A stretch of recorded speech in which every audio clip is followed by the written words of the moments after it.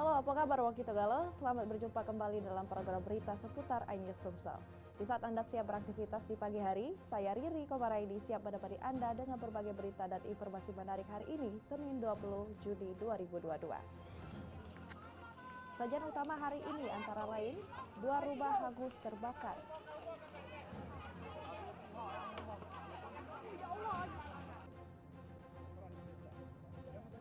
Pelajar tenggelam ditemukan tewas.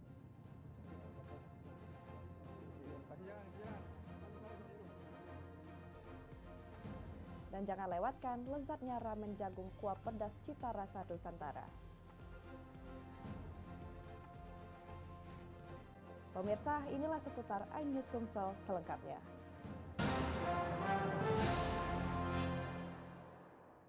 Dua rumah warga di Kabupaten Oki hangus terbakar saat ditinggal pemiliknya ke kebun. Beruntung tidak ada korban jiwa dalam peristiwa ini, api diduga akibat korsleting listrik. Dua buah rumah panggung milik warga di Desa Sugiwaras, Kecamatan Teluk Belam, Kabupaten Oki ini hangus terbakar Jumat sore saat ditinggal pemiliknya pergi ke kebun. Api diduga berasal dari korsleting listrik. Menurut pengakuan pemilik rumah, salah satu bohlam yang ada di rumah tersebut kerap mati. Api berhasil dipadamkan 2 jam kemudian setelah tim pemadam kebakaran datang ke lokasi. 3 unit mobil pemadam kebakaran diterjunkan ke lokasi kebakaran, ditambah 2 motor pemadam dengan 25 personil pemadam kebakaran. Belum diketahui secara pasti kerugian yang dialami. Beruntung tidak ada korban jiwa dalam musibah kebakaran ini. Namun kondisi rumah hangus rata dengan tanah. Rumah semi permanen atau apa, Pak? Kayaknya Sini juga mau panggung ini panggung. Ya, panggung. panggung ya. Pak, ini diduga api berasal dari mana, Pak? Ini sementara ada yang ngomong masih ini nih. Ada yang ngomong kompor, ada yang ngomong gara-gara mana itu nah. Tapi rumah sebelahnya, tapi belum kita pastikan apa gara-gara ini. Ya, belum. Sekarang ini mengungsi ke mana, Pak? Tidak tahu, Bang. Bapak mengungsi ke mana sekarang? Ada tahu. Belum ada Tahu rencana. pikir. Pak, ini berarti rumah peninggalan Belanda juga, Pak? Barangkali itu yang Para korban kebakaran ini mengharapkan bantuan dan uluran tangan dari semua pihak untuk meringankan beban ekonomi yang dialami. Dari Ogan Komering Ilir, Fitriadi, iNews melaporkan. Seorang pelajar berusia 16 tahun yang tenggelam di perairan Sungai Musi ditemukan tim gabungan Basarnas jauh dari lokasi tenggelam. Jenazah korban telah dibawa ke rumah duka untuk dimakamkan. YS 16 tahun ditemukan dengan kondisi tak bernyawa oleh tim gabungan Basarnas Kota Palembang Minggu kemarin. Mayat korban ditemukan dengan kondisi terungkap dan mengapung di perairan Sungai Musi, jauh dari lokasi tenggelamnya korban. Petugas Basarnas dibantu TNI Polri sudah melakukan pencarian selama 2 hari. Tangis haru keluarga korban pun pecah saat kedatangan jenazah YS yang dibawa petugas tiba di rumah duka menggunakan ambulan. Tenggelamnya korban terjadi pada sore 2 hari lalu. Korban berenang bersama teman-temannya di Sungai Musi dekat stasiun kereta api Kecamatan Kertapati, Palembang. Arus yang deras membuat korban tenggelam meski sempat diselamatkan teman korban. Di mata keluarga dan warga sekitar, korban yang masih duduk di bangku sekolah ini dikenal baik dan pendiam. Korban ini kesehariannya cak mana, Bu? Baik.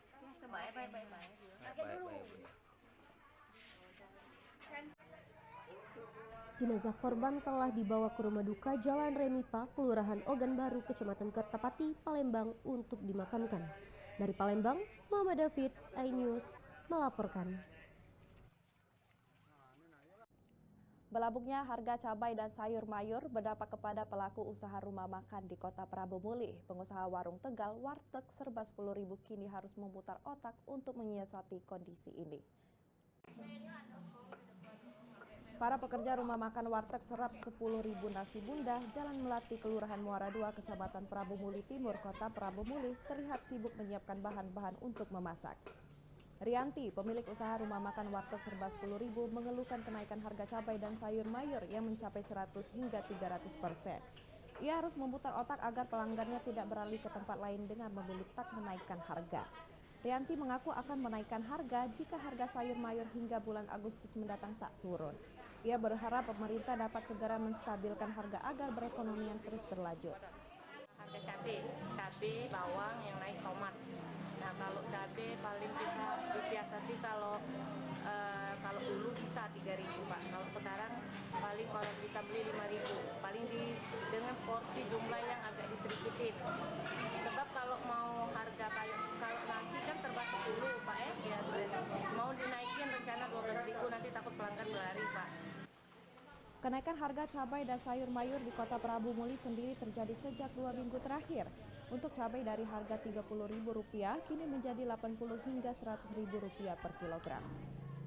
Sayur mayur seperti sawi dari harga Rp3.000 per kilogram menjadi Rp10.000 hingga Rp13.000 per kilogram. Dari Prabu Muli, Berry Brima, iNews melaporkan.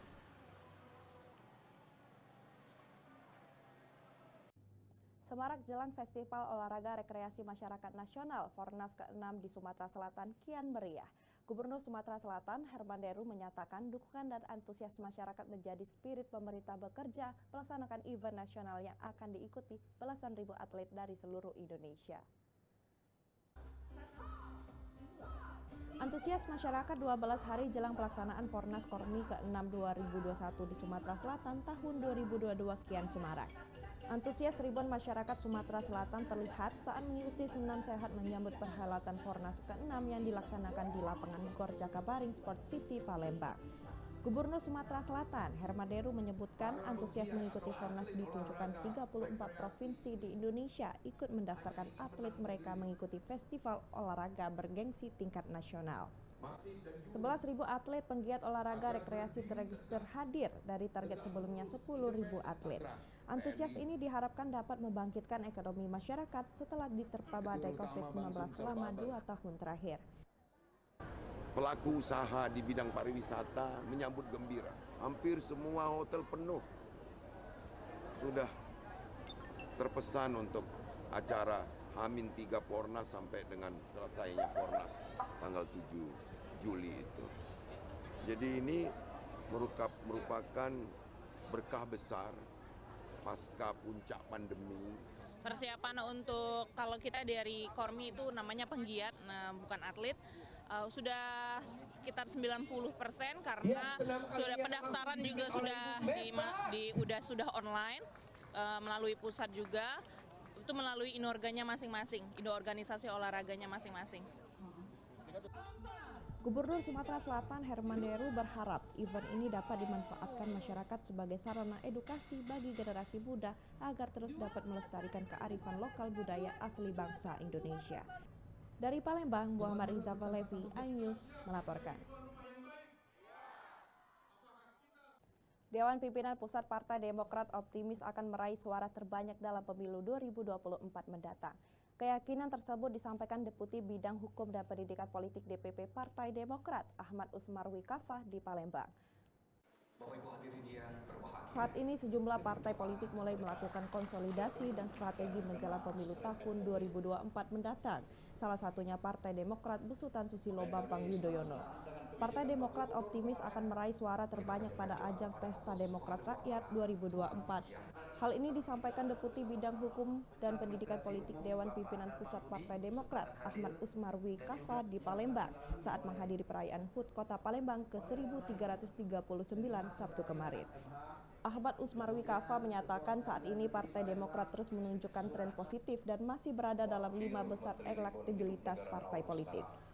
Menurutnya, Partai Demokrat mampu mempertahankan kemenangan pada pemilu maupun pilkada 2024. Capaian DPC Partai Demokrat Palembang dengan meraih 9 kursi di DPRD harus dipertahankan bahkan ditingkatkan di tahun 2024 mendatang.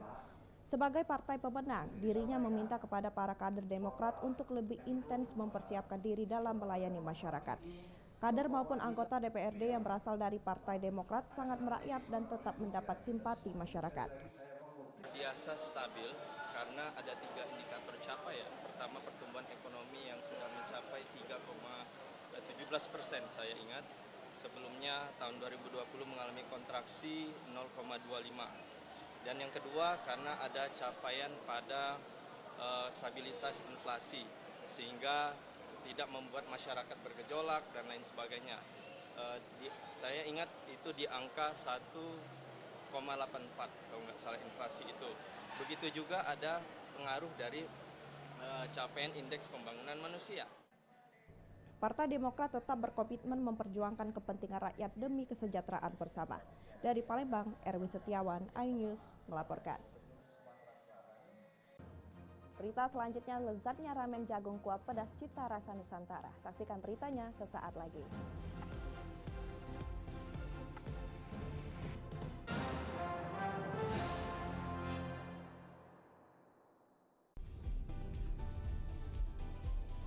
Atika Hasiholan yang lagi seneng banget karena ibunda Ratna Sarumpait akhirnya bebas bersyarat. Kali ini Ruben akan melaporkan oknum yang dianggap menghina Betan dan Thalia Onsu. Digelar di kediaman Jennifer, pasangan ini sampai merogoh kocek ratusan juta rupiah demi menggelar pesta meriah.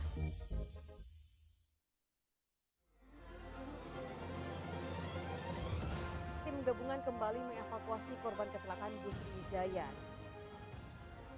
Pemirsa, polisi akan mengumumkan hasil uji balistik penembakan gedung DPR. Pemirsa, razia minuman keras di Tangerang, Banten diwarnai kejar-kejaran polisi dan beberapa pemuda mabuk.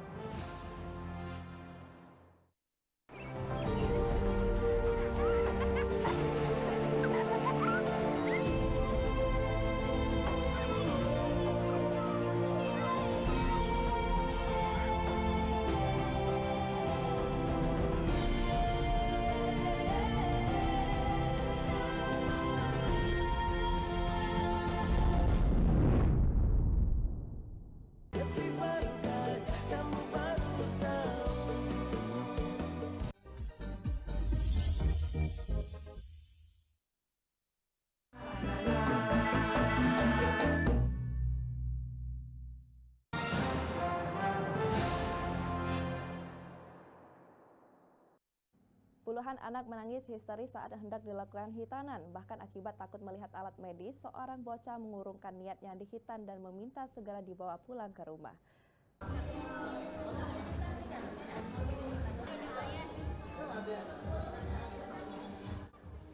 Bocah ini berlari dan bersembunyi di balik kotak kardus dan terus-terusan menangis lantaran ketakutan melihat alat medis yang digunakan tenaga kesehatan. Orang tuanya pun membujuk agar sang anak bersedia untuk dihitan. Sementara adiknya justru terlihat berani dan menyelesaikan profesi hitanan. Meski demikian, si kakak tetap tidak berani untuk dihitan dan memilih pulang dan menunda hitannya. Sejumlah anak-anak lain pun sontak ikut menangis saat dilakukan hitanan oleh tim medis dari dokter TNI dan tenaga kesehatan Rumah Sakit Dr. Akagani, Palembang. Setidaknya ada sekitar 26 anak TPA dari Masjid Ar-Raihan RT 50 RW 10 Demang Lebar Daun yang dihitan bekerja sama dengan Kesdam 2 Sriwijaya bersama Rumah Sakit Akagani Palembang. Hitanan massal ini sengaja dilakukan menjelang anak-anak memasuki masa liburan sekolah setelah beberapa minggu terakhir melakukan ujian sekolah. Ini adalah sinergitas TNI untuk masyarakat level langsung ke tingkat RT. Mudah-mudahan kegiatan ini bermanfaat dan mendapat ridho dari Allah Subhanahu wa Ta'ala. Alhamdulillah sebanyak 26 anak di lingkungan masjid kita ini Pak yang melaksanakan sunatan ini, yang dilaksanakan oleh bapak-bapak dari Rumah Sakit Akagani, Rumah Sakit Tentara Palembang, dibantu oleh Karumkit dari Rumah Sakit TNI Jambi. Hitanan massal ini merupakan bakti sosial pertama yang dilakukan pengurus Masjid Ar-Raihan. Sejumlah anak-anak yang dihitan rata-rata berusia dari 4,5 tahun hingga usia 12 tahun. Dari Palembang, Muhammad Riza Falevi, iNews melaporkan. Badan Penanggulangan Bencana Daerah Sumatera Selatan menggelar rapat koordinasi dengan semua pihak terkait untuk menanggulangi bencana kebakaran lahan dan hutan. Antisipasi perlu dilakukan mengingat saat ini memasuki musim kemarau. Berdasarkan surat keputusan Gubernur Sumatera Selatan, BPBD Sumatera Selatan melaksanakan rapat koordinasi pembentukan dan penetapan posko pencegahan kebakaran lahan dan hutan di bawah pimpinan Komandan Korem 044 Garuda Dempo. Ketua Satgas Penanggulangan Karhutla dan Rem 044 Gapo, Brigjen Muhammad Naudi Nurdika, sangat konsen terhadap Karhutla dengan melakukan upaya dengan menerjunkan personil, mengumpulkan data, kunjungan langsung ke wilayah rawan Karhutla. Menurut BMKG Sumsel, musim kemarau pada 2022 ini diperkirakan akan terjadi pada bulan Juli hingga September. Meski La Nina sudah melemah, namun potensi uap air tetap ada. Kondisi cukup menguntungkan adanya hujan meski telah memasuki musim kemarau. Kita rapat koordinasi dengan seluruh stakeholder terkait dengan satuan tugas yang ditunjuk Pak Gubernur dalam rangka kita mengantisipasi kebakaran hutan dan lahan di tahun 2022 ini. Puncak musim kemarau di bulan Juli dan bulan September tahun 2022. Di wilayah Sumatera Selatan sendiri diperkirakan karena La Nina sedang kondisi moderate hingga lemah, diperkirakan sampai dengan akhir masa musim kemarau, potensi uap air yang masuk ke wilayah Sumatera bagian selatan itu masih. Rakor ini mendiskusikan kesiapsiagaan pengendalian dini karhutlah yang dilakukan masing-masing OPD terkait serta para stakeholder. Kepala BPBD Sumsel, Iriansyah, menyampaikan pembentukan dan penetapan posko dipimpin oleh Danrem 044 Gapo berdasarkan surat keputusan Gubernur. Dari Palembang, Ahmad Syaiful, iNews melaporkan. Rasanya yang enak dan lezat, kuliner asal Jepang ramen semakin populer di Indonesia. Agar sesuai dengan selera lidah Nusantara, sebuah warung di Palembang menjual ramen jagung kuah pedas dari perpaduan bumbu rempah lokal dan olahan bubuk khusus warung Superman. Dijamin lidah pecinta ramen dibuat bergoyang. Konnichiwa. Nah, bagi kamu pecinta kuliner makanan Jepang, ramen salah satunya yang semakin populer di Indonesia. Ini dia ramen jagung kuah pedas dengan topping dari bumbu rempah asli Nusantara di warung Superman milik Zulkarnain, Jalan Puncak Sekuning, Kecamatan Ilir Barat 1, Palembang. Ramen jagung kuah pedas buatan Bang Zul ini berbeda dari ramen kebanyakan. Ramen ini dibuat dengan disesuaikan dengan cita rasa lidah Nusantara menggunakan bahan-bahan masak rempah lokal. Nah, direbus dulu telurnya, nanti akan digunakan untuk mempercantik ramen sebelum disajikan. Bahan-bahan yang digunakan untuk membuat ramen sangat mudah didapatkan karena banyak dijual pasar tradisional, mulai dari daun bawang yang dipotong, lalu jagung, wortel, kacang. Tentunya cabai merah tidak ketinggalan. Bumbu khusus ramen terbuat dari rempah-rempah, lalu tepung crispy dan tentu mie sebagai bahan utama untuk mie ramen. Cara pembuatannya pun cukup sederhana. Mie dididihkan terlebih dahulu, lalu disiapkan bahan kuah ramen, terbuat campuran susu kental dicampur bumbu khusus dari warung Superman, lalu dimasukkan bumbu dari rempah-rempah. Lalu tinggal dituangkan kuah ramen yang masih hangat di atas mie ramen yang telah direbus. Wah, segar sekali. Agar menambah rasa pedas lebih terasa, cabai merah yang dipotong dapat ditambahkan di atas serta butiran jagung, wortel, dan kacang di atas ramen yang masih hangat. Untuk mendapatkan satu porsi mie ramen jagung kuah pedas, kamu tidak perlu khawatir. Harganya sangat bersahabat, dijamin murah meriah. Per porsinya mulai dari Rp8.000 hingga Rp10.000 saja. Kamu sudah dapat menggoyangkan lidah dengan sensasi mie ramen kuliner Jepang sesuai selera lidah Nusantara. Pengen nyicipin ini menu ramennya di sini karena penasaran juga. Kalau aku lihat di media sosial itu kan rame kayaknya. Jadi aku kesini. Kalau ramen ini yang jelas topping beda dari yang lain. Terus ada menu khas keluarga. Asli keluarga, resep keluarga ya Mas ya. Tidak hanya dijajakan secara konvensional, Zulkarnain, pemilik warung Superman, juga memanfaatkan media sosial sebagai sarana promosi. Bahkan kalau kamu ingin menjajal makanan lainnya pun tersedia di warung ini seperti sate daging, sate ayam, sop daging, sop ayam, dan banyak lagi menu lainnya yang pasti tidak kalah enak dengan makan makanan lainnya. Dari Palembang, Muhammad Riza Valevi, iNews melaporkan. Demikian sajian seputar iNews Sumsel hari ini. Terus saksikan program seputar iNews Sumsel setiap Senin hingga Rabu pukul 5.30 pagi waktu Indonesia Barat. Saya Riri Komaraini, sampai jumpa.